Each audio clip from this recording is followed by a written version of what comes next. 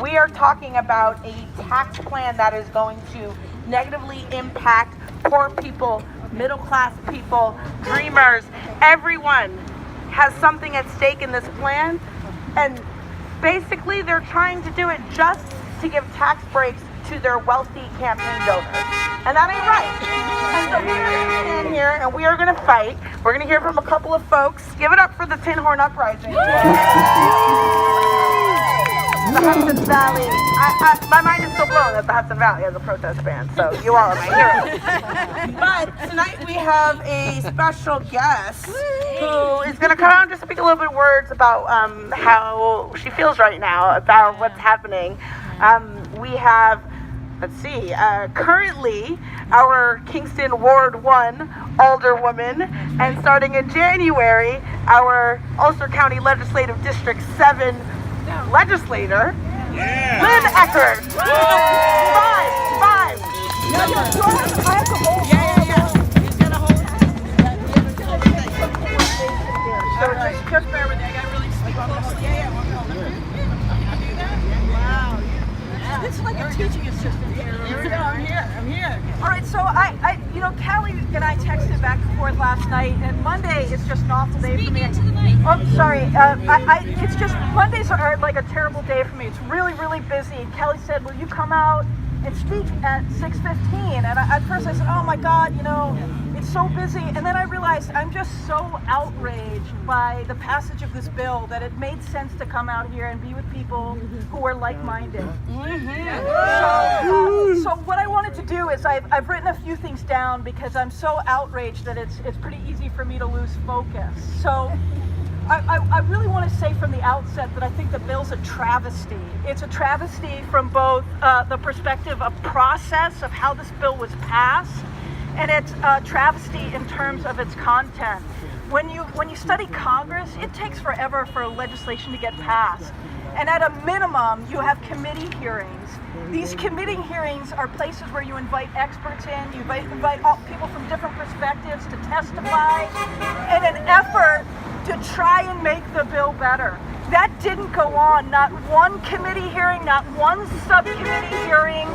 And in addition to that, Democrats were not approached to give input on this bill at all. And then when you look at the content, I could go on and on about the content, but just in essence, I think this one comparison captures the complete unfairness of this bill, which is that private jet owners will continue to get tax deductions, while hardworking teachers who go into their own pocketbooks and spend money on school supplies for their students will have their tax deductions eliminated. That's an outrage.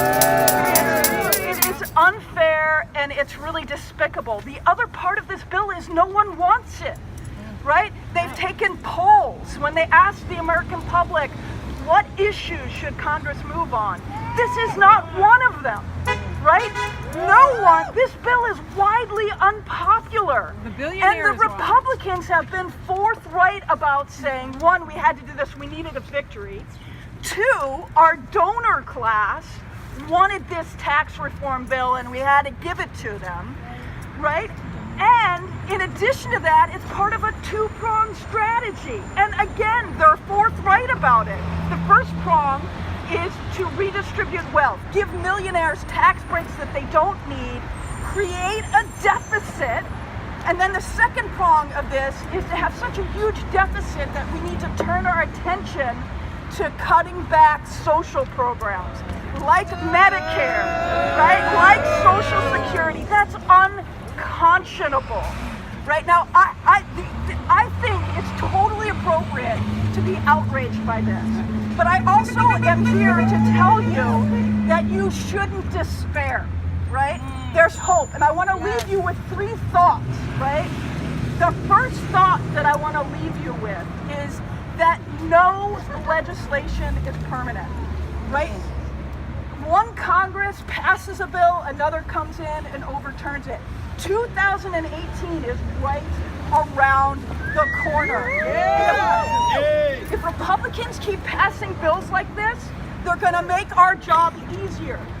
FASO to go. Right?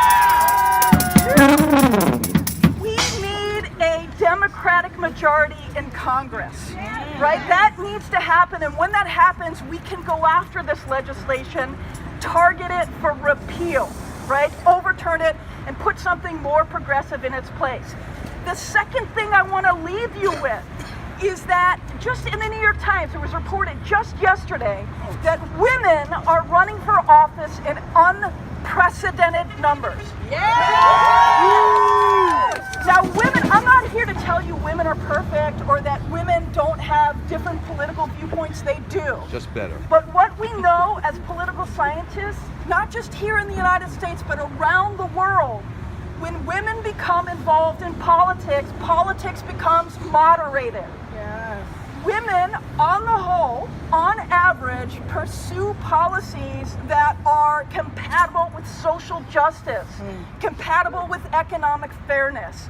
Changes on the way women have had it with the Republican Party and their values, really frankly, which attack the family. The third point that I want to leave you with is this. The progressive movement is alive and well. Yes. In unprecedented numbers, all around the country, progressives have won local office. They've won mayorships. They've won city council positions. They've won at the town and village level, at the county level. That is going to be the forefront of political change in the United States. They are, in fundamental respects, the inheritors of the Occupy Wall Street movement. It's not dead, it's alive, and change is coming. This is the last gasp of a Republican Party that pursues the Southern strategy and is elitist, right? So feel outrage, feel anger. It's totally appropriate. But I want to borrow a phrase from the civil rights movement, and that is keep your eyes on the prize. It's around the corner. I want to thank you so much for inviting me. This is a really helpful experience for me to just let it all out. So let's go get 'em.